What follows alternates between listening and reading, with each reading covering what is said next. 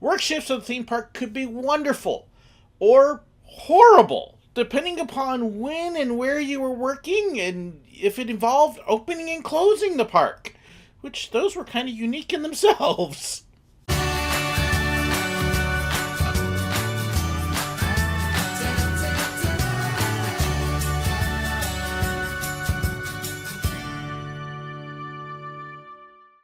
When you work at a theme park, there are all sorts of work shifts available. You might get a 9 to 5 steady job, but more than likely your schedule is going to vary quite a bit. And a lot of it is going to be very dependent upon what you are doing, where you are working, how you are working, and when they need you to come in, along with your availability. There is everything at a theme park from full-time workers, part-time workers. That's basically anybody who works less than 40 hours a week, and they could be 1 or 2 days, or they could be 5 days working 36 hours. We'd also have seasonal workers, especially at Disney. This was people that would work only certain times of the year because of when their schedule would allow them to. Teachers were oftentimes seasonal workers at Disney. They'd work during the summer, maybe pick up a little bit of weekend shifts during the rest of the school year. Other than that, they weren't working. In fact, when I was at Busch Gardens, I was actually a seasonal worker because I was a full-time teacher at the same time. So I would work on weekends, I would work on holidays, and then holiday breaks like Christmas and summer. I would work a lot more hours then. And my last couple years at Disney, I was seasonal officially because of my health issues, even though I was working full-time hours at the time. I've worked shifts as short as 4 hours. I've worked shifts as long as 16 plus hours. It can really vary, and it depends upon what the park needs. When I was at Busch Gardens, typically my shortest shift would be about 6, but I would also pull 12-hour shifts occasionally, depending upon what was going on and who was available and what we needed. Holiday season, like Christmas, was always longer hours, so we'd need more people. Summer, there was just longer hours, so we would oftentimes need more people. And so you had to be prepared to work long shifts. We always got a break. Busch Gardens was very good that, if you worked a certain length of time, you always got a break. Disney was great about breaks too. Florida has fairly decent break laws, but not every state does. So even the number of breaks you're going to get can vary. But the normal length of a shift at Busch Gardens was about 8 to 10 hours or so. At Rhino Rally, at least, you can expect about half of that to actually be driving one of the Land Rovers, and about half of it you're going to be actually working the queue line, the boarding stations, and things like that. So you would split your time, and that way you weren't stuck in one spot and getting worn out doing it. At Disney, it could vary a whole lot with PhotoPass. If you were full-time, you had a deal that we called bids, where you would actually go in every 6 months or so, and they would have this big long list of all their available work schedules and where you would work and what days and what hours. You would pick a line based on what your seniority was, and that was called your bid on it. Basically, that would be your set schedule if you were full-time. It might vary a little bit. Occasionally, they may extend hours or shorten them depending upon what they needed, but you knew that your schedule was going to be pretty similar to that as a full-time employee. Part-time, your schedule would be based on what you had told them your availability was. They could schedule you anything from 2 days a week to 5 days a week. You wouldn't get the full benefits of a full-time worker, but you might be working close to that, or you might be working a lot less, depending upon what you were able to do and where they needed you and when they needed you. A part-time worker didn't necessarily have a set time on schedule. You would have set days, but you were generally supposed to be available almost any time during those days, unless you were a college student. Then you would be based on your school schedule.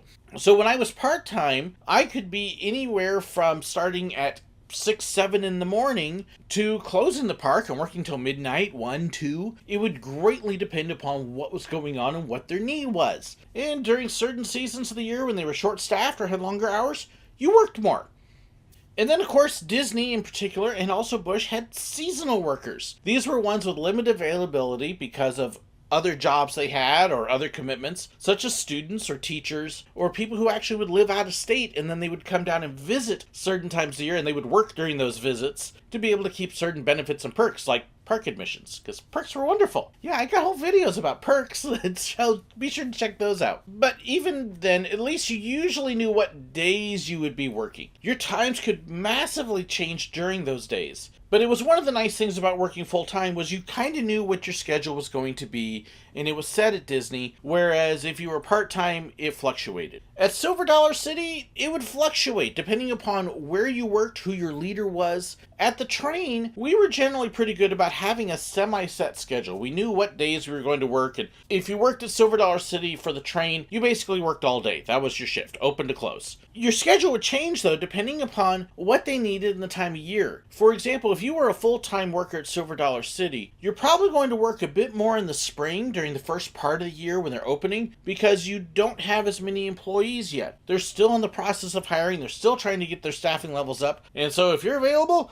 you're going to be working a bunch. Then once late spring hits and, first part of summer starts approaching, some of the staffing levels come up. They've been able to do more hiring. They've been able to get students to start coming in, which helps out. And then once summer hits, yes, the hours get longer, but you also have a lot more staff because all of your college students, your high school students, your teachers, they're now all available as full-time workers. And so you kind of get to maintain a decent schedule. Depending upon what you want to work, you may be working 40 hours a week, you may be working less. Again, depending upon where you are, what their overall staffing level is, what they need. The one exception of that Silver Dollar City was Moonlight Madness. Moonlight Madness, they would extend the park hours a lot. And you would have the park open 12, 14-hour days, and because it was a longer day, your staffing level didn't increase because of that, so everybody got to work more. For the train, it meant that we were working 50 or 60 hours a week during those 2 weeks. Yeah, they were long, exhausting weeks.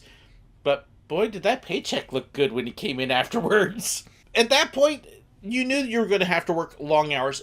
Everybody did. It was part of the job. And then after Moonlight Madness, that was right before school started, so then the hours of the park would go down and staffing levels would go down as well because all your students had to go back to school and your teachers had to go back to teach, and it dropped the number of employees that you had during the week, which meant if you were one of the regulars, you were back on kind of a semi-set schedule again, knowing what days you had off because the park was closed certain days, but you pretty much knew you were going to work every day the park was open and knew about how long you'd be working, kind of back to regular full-time hours, fluctuating depending upon the season and hiring levels. There were times when our staffing level went down, and so there wasn't any such thing as a day off unless the park was closed. The one place that the train changed a little bit was Christmas time. At Christmas time, the train operated on different hours than the rest of the park. It started running a little bit later because part of the fun of the train was riding at night with all the lights and the grandpa story at night. So we would start later, which meant that most of the train people would actually start later. We would have one person come in and be there for park opening. They would get to clean up duties and then get to stand at the station and say, hey folks, we'll be opening later. That was always a fun part of the shift. I didn't usually get to do that because I was a little bit lower on seniority and I didn't mind that. I would come in a little bit later and oftentimes start at 3 or 4 in the afternoon and only have 4 to 6 hours of riding on the train in the back and conducting. And then after that, my day would be over. So shorter hours,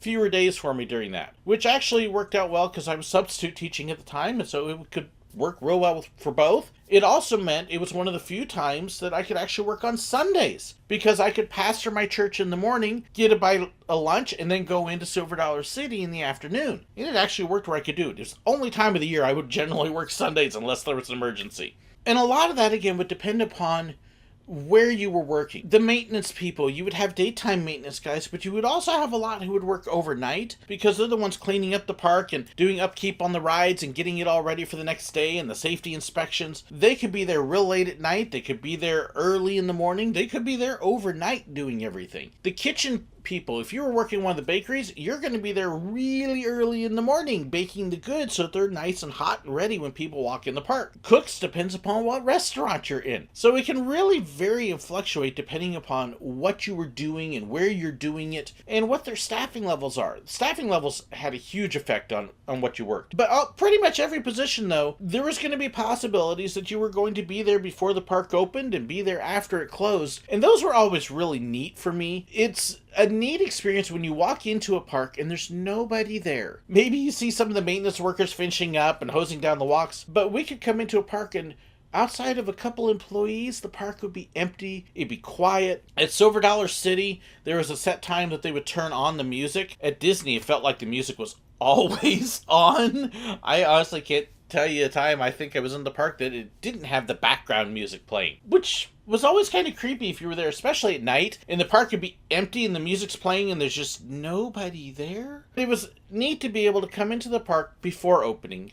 Early in the morning, oftentimes it would be dark, and as you come into the park and it's quiet, and then you would just gradually watch the park come alive. The sun come up, the lights in the park actually turn off as the sun came up. You would watch the guests come up and watch them get ready to go and charge into the park. It was kind of fun. At Silver Dollar City, we would actually eat breakfast beforehand, and then when we were done eating breakfast, the employee cafeteria was in a place where we would walk out and we would actually have to walk through the people waiting to cross a bridge into the rest of the park. And so we would be saying hi to people as we were getting ready to go through and then go on to our train station, which was in a closed part of the park, and watch everybody getting ready and waiting and excited. So that was always kind of fun, watching essentially the running of the bulls as everybody went charging off to where they wanted to go and watching the park come alive. And then you'd almost see the reverse at night, that as the park came close to closing time, the lines would grow shorter, people would start leaving, and you'd watch the park just gradually quiet down. Most parks have what they call a security sweep, where once the park is closed, you have some people that will kind of generally walk through the park and encourage the guests that are still dawdling to leave. And then you just watch everything become real nice and quiet and still again. Disney did something in Magic Kingdom that I absolutely loved. It was called the Goodnight Kiss. And it was a special little light show where the castle would light up and you would have a voice that would come on and essentially say, thank you for making the magic at the park. And if I was there, I could recite the whole thing from memory, but I can't right now. They would actually do that twice. Once about 30 minutes after the park closed, and that was kind of saying thank you to the guests, get out. And then another hour after that, they would do it again, and that was the one for the employees. Now, there was absolutely no difference between the shows, but as a cast member, you knew which one was for you because the second one, park's empty. We would generally walk through the utilidors out, but every now and then, just for something different, you kind of walk through the park on your way out when it's nice and quiet and closed. And that was just an awesome way to finish the day, especially if it had been a long shift. So that's a little look at work shifts at Disney. Similar in many ways to other jobs, but also kind of unique in their own take. So what kind of shifts have you worked at a theme park or be interested in? What would you like to know about them? Let me know in the comments below. I'd love to hear it. Be sure to check the description too. All sorts of links to fan pages, merchandise, and more. And hey, check out the links to Patreon as well. That's where my supporters help me out. My patrons are wonderful and they get special perks for doing it. So thank you so much to my patrons for your support. And thank you as well for watching, liking, and subscribing. Thanks so much and God bless. My goodness, I feel like I don't know this thing at all, even though I just wrote it. But, oh my gosh, that's not right. For example, oh my gosh. I'm going to have so much of this trim because I'm just smacking and messing up. And, because the train became a crane.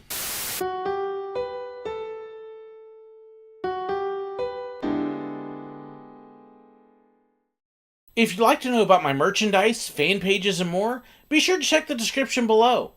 If you'd like to know whenever I've got a new video posted, well, make sure you hit that button right up there and subscribe. If you'd like to watch another one of my videos, I've got a great one for you right here. And if you'd like to be like these wonderful people here and support me financially on Patreon, well, make sure you check the link right there. There's even some extra perks for them. Thank you so much and God bless.